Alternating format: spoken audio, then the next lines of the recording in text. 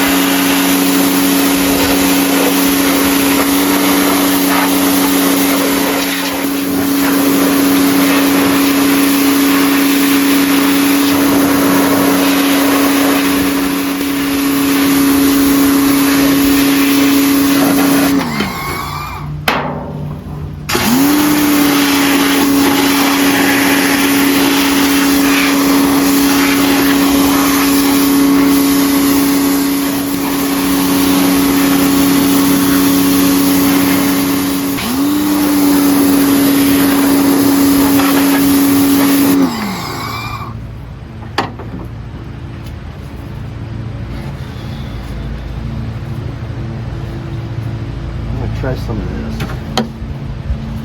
It's pretty clean.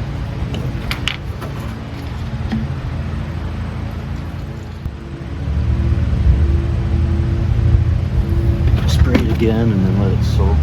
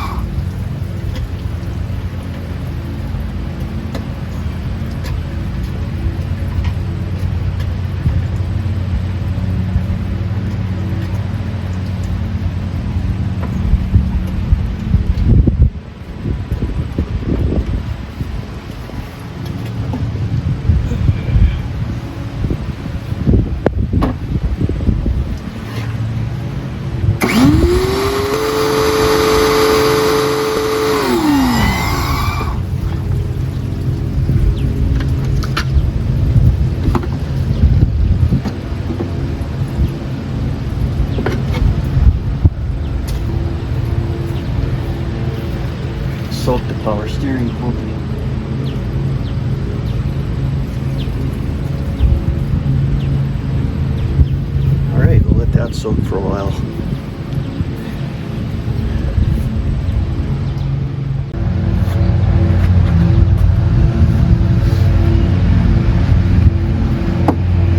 Give her one more rinse. Give her a rinse and then let her dry. Start trying to see if we're going to see if it's loose. Put the valve covers off. Look, the carb is free. I'm going to make a list of what I need to find because there's parts in the trunk, there's parts in the back seat. Needs a regulator. But I think I have 3 of those, so let's rinse it and we'll let it dry.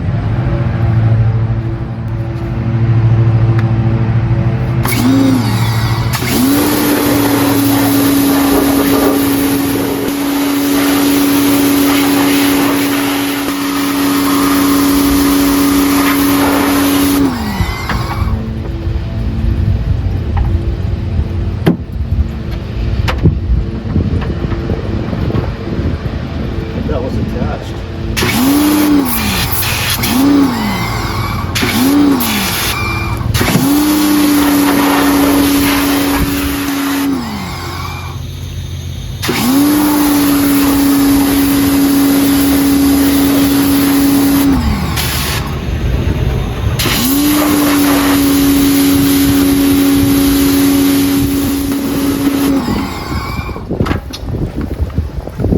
Let's let it dry.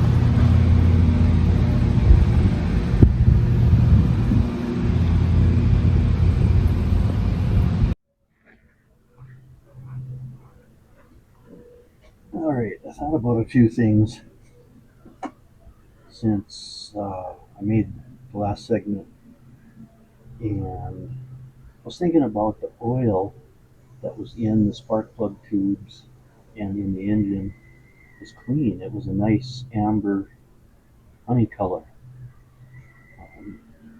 In the oil that came shooting out of cylinders 5 and 6 was black like tar.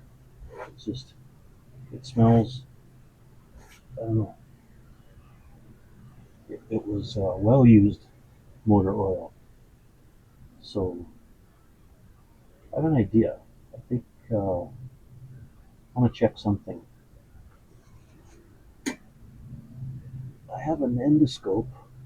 I'm going to look down into the intake manifold.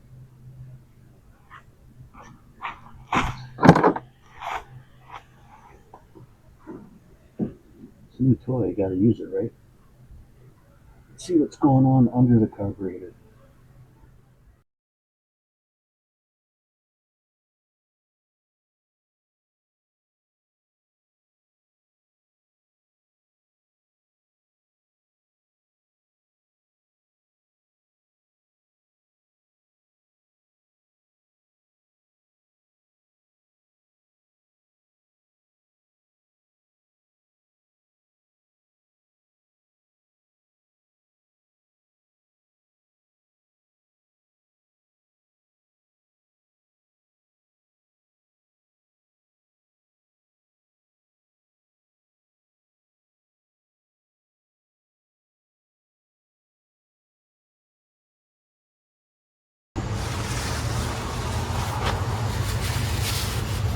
Okay, after looking down the throat of the carburetor with the endoscope,